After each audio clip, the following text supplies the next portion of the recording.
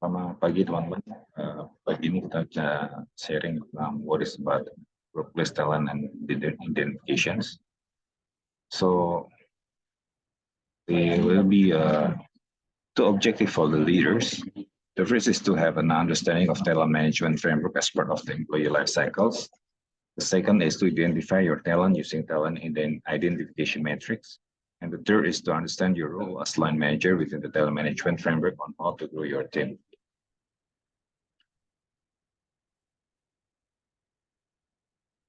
What is our agenda today is the first is about what is talent management, what is talent and talent management, what talent management is and is not, and what is talent management, talent identification metric, defining potentials, flight risk assessment, success radius, and talent development opportunities. Now, let's see what is talent management. Talent management is the integration of HR processes to define, develop, deploy, and connect employees in organizations. So we see the difference. What is talent and talent management? About talent, talent is the sum of a person's abilities, his or her intrinsic gifts, skill, knowledge, experience, and intelligence, judgment, attitude, character, and drive, or his or her ability to learn and grow. And what is now but talent management is all about?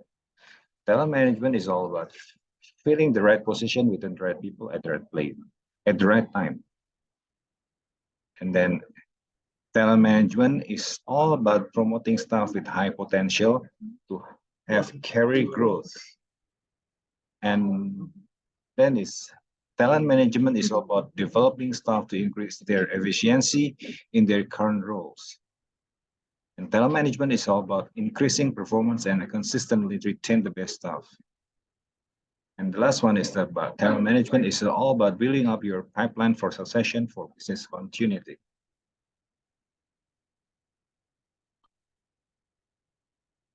And now what is talent management is and not. So talent management is an objective method of reviewing and identifying talent and leaders. Focus on the development of identified talent and leaders, link it to the strategy needs of the business.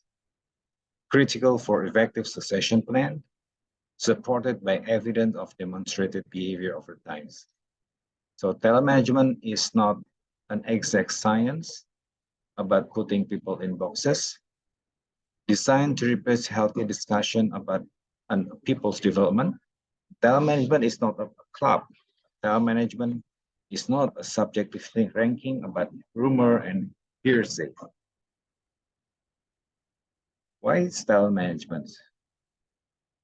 It's important to know why we need talent management, because the company invests a tremendous amount of money in their employees.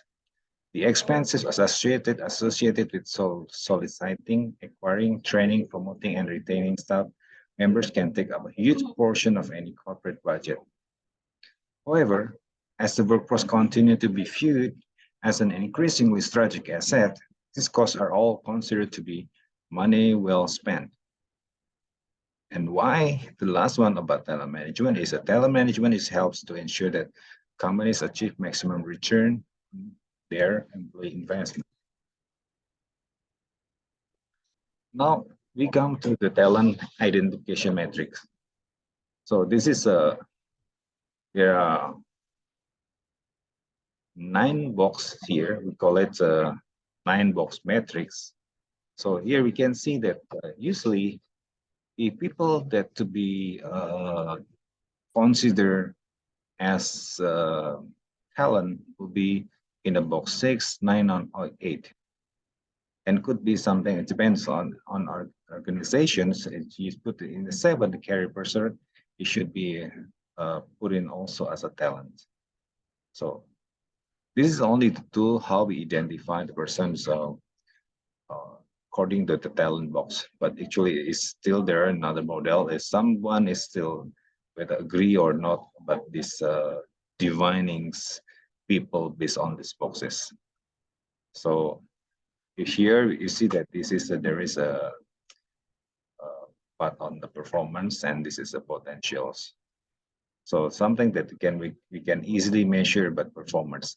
But the debate how we measure potentials is some sub is like a potency, or actually seeing someone is the by age, by experience. So let's see, we see later about how we calibrating the potentials based on this 9-box talent. So this is sample about how we defining potentials. First is about demonstrate agility and aspiration to take a task beyond peers of the same level and track record. About aspirations, it's about the first commitment to perform above what is expected. And then the second is demonstrate desire to take on additional responsibilities and motivation for progression and growth. And the third is a ready, willing, and able to go beyond what is necessary. And the fourth is having long-term goal and committed to achieve them. And this is the aspirations. If we see that the talent is very good, and we need also we need to ask them, but what is their aspiration concerning their career? And this is part of the item that need to be considered. So this is here from the about assessing potential learning agility. So actually, this one we have got assessments. So there are, let's see, 1, 2, 3, 4, 5, 6, 7, 8, 9, 10, 11, 12.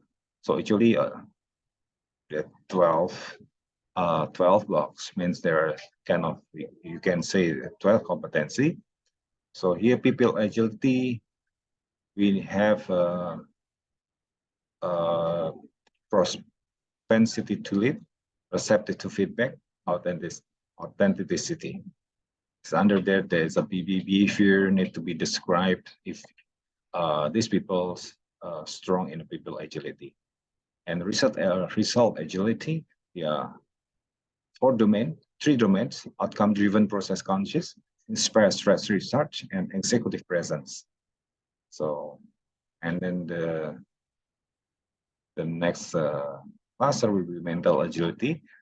There are 2 domains here, conceptual thinking and navigate ambiguity. And changeability, yeah, the adaptability and learning propensity. So sometimes we being asked how that we know that our talent whether want to move or not. So actually we can identify this through a flight risk assessment, high and low. So let's say the moderate risk, we call it an unhappy stayers. Means that disengaged but not inclined to seek a better opportunity, will suffer for a long period before deciding to leave, probably underperforming and not giving 100%. And then the below is low risk is happy stayer, highly engaged and not inclined to seek a better opportunity, probably giving 100% effort and commitment. Beside is a moderate risk, it's happy livers, means highly engaged but open to explore if and when a better opportunity come out, and probably giving 100% effort and commitment. And that's a high risk, unhappy livers. This one is people with disengaged and inclined to seek a better opportunity, will not suffer for a very long before leaving. Before underperforming, a significant amount of time is spent plotting their departure. So this is kind of marker pull and push propensity to explore. So how do we know that our team is actually with their flight risk? Actually, simple things. If you never talk to your team, you will not know about their flight risk. So we need to engage. We need to have communication. So basically, automatically you will know which flight risk your team is. So this is a sample about the flight risk. We call it about the push factor and pull factors. The push factor is basically like about perception of limited opportunities, like senior role models, excessive workload, especially attributed to bureaucratic and management inefficiency, and then non-competitive reward and recognitions, lack of respect for personal life and desires. And the pull factors could be typical pull factor as a job offer with much greater compensations, salary package, or more decision-making job powers. And the other is about the desire to follow a lifelong dream or vocations. And another pull factor could be the family responsibility, such as the children, spouse, and care for the elderly. So let's see more about the success readiness. So basically, in succession planning, we should make a what do you call that, like a pipeline. The whether this person are ready now within 0 to 12 months, or could be developed in the last 2 years, and the third is could be developed in more than 2 years. Means we need to have a career mapping on each department, on each division, so we can do like a long preparation for the coaching and mentoring concerning the succession planning. So this is part of we need to know about the successor readiness. Now, what will be the talent development opportunities? It's a development gap, and talent development opportunities for development are identified from inside of them from multiple sources. So when we're talking about development opportunity, so we give the employee actually whether vertical or horizontal. So this is like see, so when we have career aspirations, career conversation, you should have a career conversation, and then we should have a leadership assessment. We should have a talent classification and calibrations, and then about the individual development plan, we need to know, and then the performance appraisals, and then we need a people development committee. It is very involved in deciding about which talent will grow where, and some the assessment need to be observed, and some the committee need to be involved to make sure that the talent is right in place.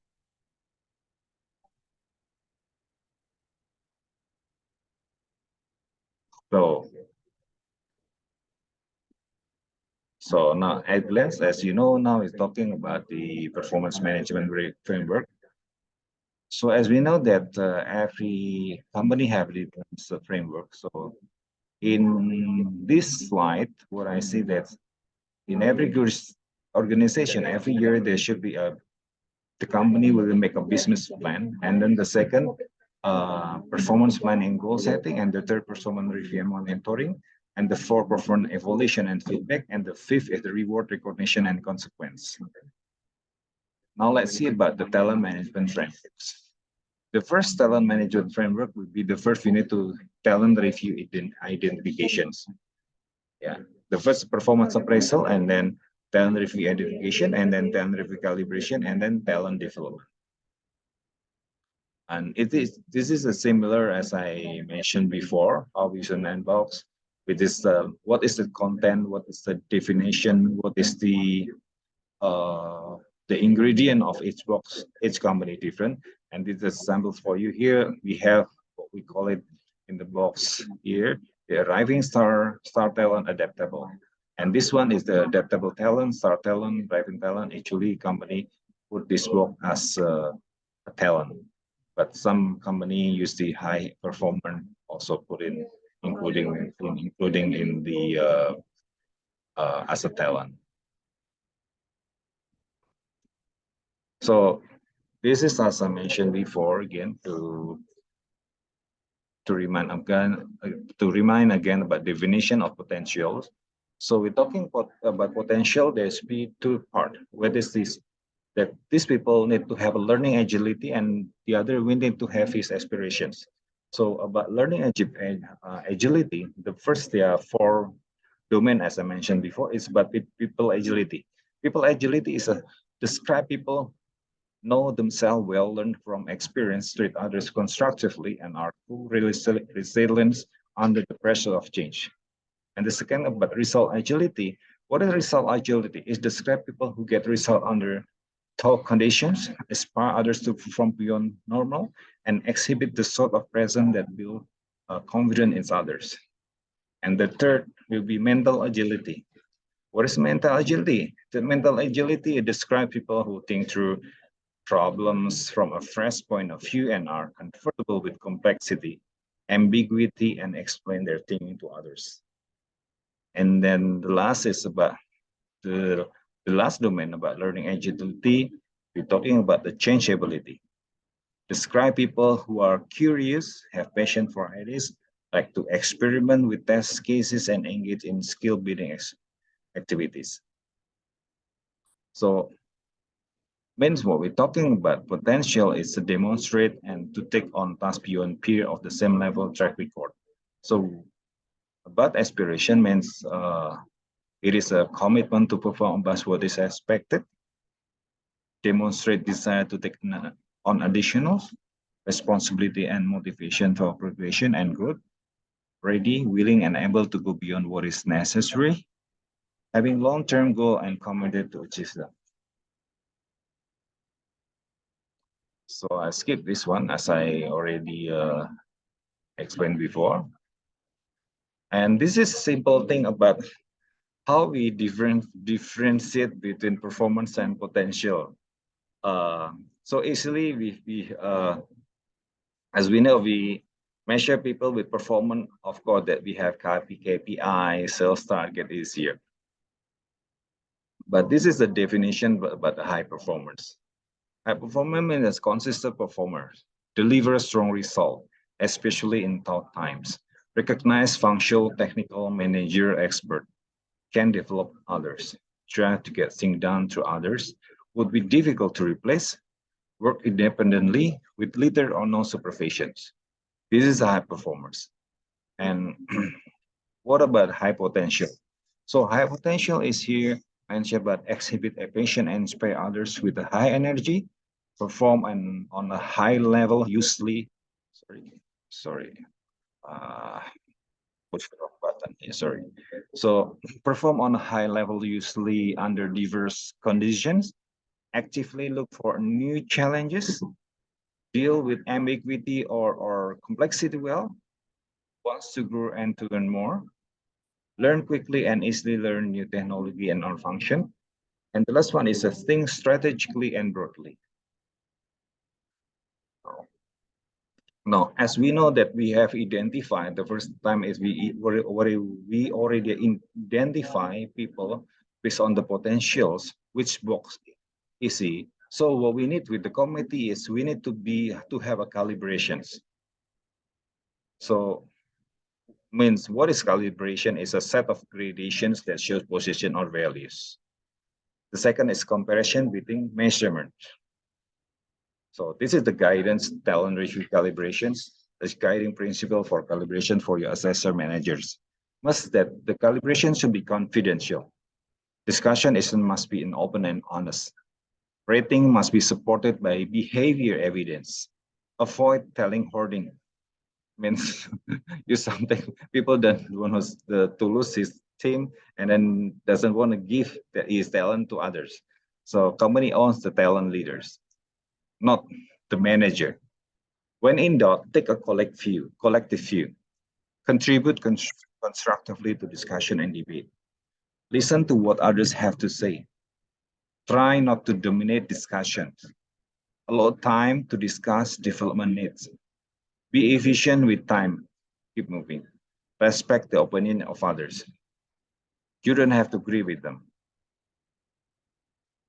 So this is a tip for the calibration sessions on the talent review calibration.